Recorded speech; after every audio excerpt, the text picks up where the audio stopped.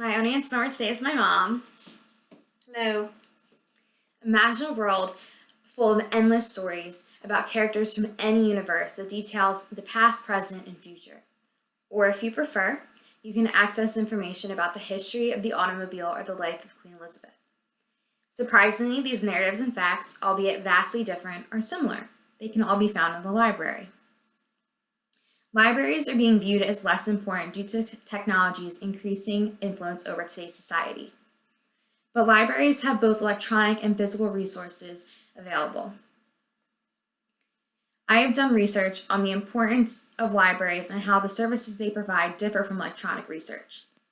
I will also acknowledge the time I spent in the library as a kid. Libraries should not be replaced by the unlimited supply of ebooks. Libraries are not only a place to conduct research, but they are a space that contributes to developmental improvements at a higher magnitude than technology. Today, I will focus on the social interactions that take place in the library. Then I will focus on how schools will have to spend a considerable amount of money to go to completely paperless.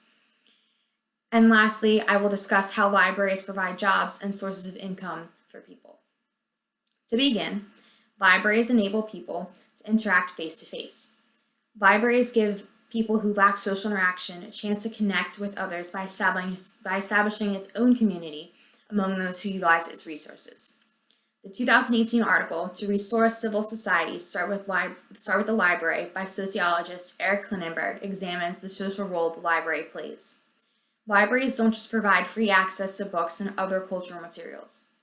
They also offer things like companionship for adults, de facto childcare for busy parents, language instruction for immigrants, and welcoming public spaces for the poor, the homeless, and young people. For instance, when Klingenberg mentions language instruction for immigrants, the library brings together vulnerable people who are trying to navigate their new language and home. These new friendships will stay with them because these are people that can relate to what each other are going through. Klingenberg also mentions that the library brings people together through the programs they offer and the specific areas they have for certain demographics. I can personally relate to this because as a kid, I would go and read to service dogs.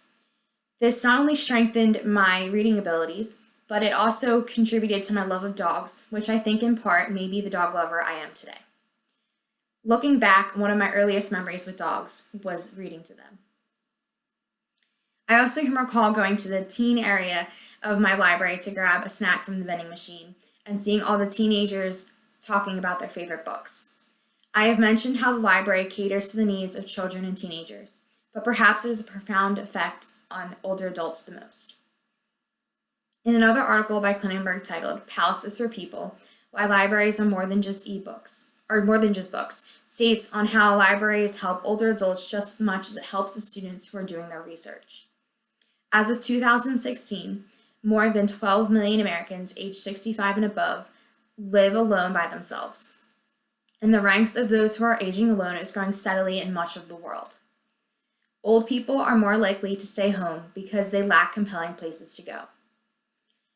The library allows older adults to pursue their interests through the variety of books available without having to learn how to use a computer. And as previously mentioned, they have programs that are specifically for older adults, such as knitting, and it gives them a change of scenery and a chance to stay active.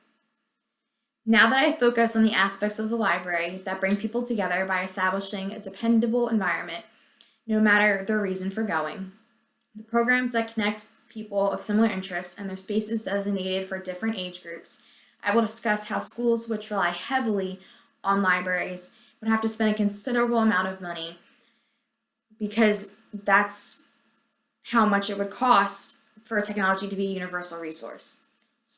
If the library becomes completely electronic, schools will have to follow suit to keep the learning the same across the board. The 2019 article, School Districts Are Going Into Debt to Keep Up with Technology by Amadou Diallo, highlights how schools are struggling to be able to afford technology.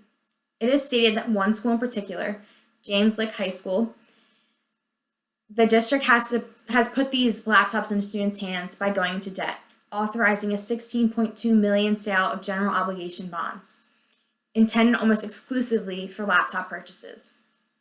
If $16.2 million of a school's budget is devoted to technology, does the school have enough for other necessary products?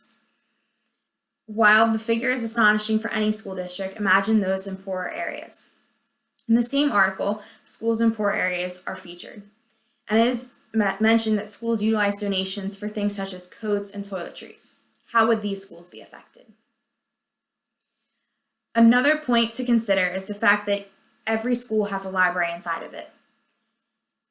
As in-house, or in this case, in school, library allows students and faculty alike to access resources without having to leave the school itself. And also, with the COVID-19 pandemic, so many people are trying to get a hold of laptops or iPads because school is virtually online. So it is harder at this time to get those resources. For students in poor areas, the library gives students access to the technology needed. Libraries have the electronic resources necessary to keep up with the times. Therefore, libraries recognize the need to have electronic resources at one's disposal, but they do not let the electronic resources overshadow their physical resources. Furthermore, libraries provide jobs and a source of income for people.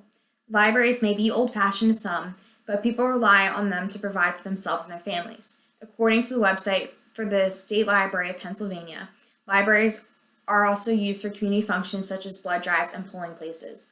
The library is becoming more than just a place for books. These functions cement the library as a communal fixture. That being said, the members of the community know that the library is a place they can count on no matter the reason. Despite this importance, they are struggling to stay afloat.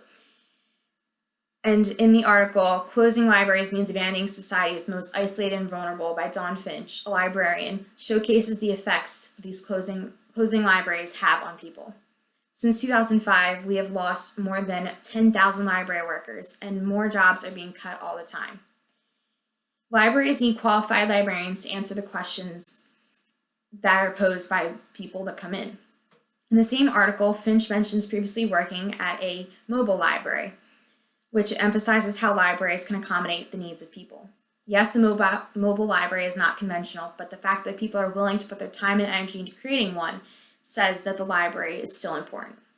In conclusion, I focused on the social interactions that take place, how schools have to spend a lot of money to keep up with technology, and how the libraries provide jobs for people. Libraries are not only a place to conduct research, but they're a space that contributes to the developmental improvement at a higher magnitude than technology. With all the new technology being introduced to society, it is easy to forget about the original and most basic resources available, the human being and the works published before technology was even fathomable. Neil Gaiman summarizes it perfectly by saying, Google can bring back 100,000 answers, but a librarian can bring you back the right one. So head to the library and open up a new world that still connects humans with each other.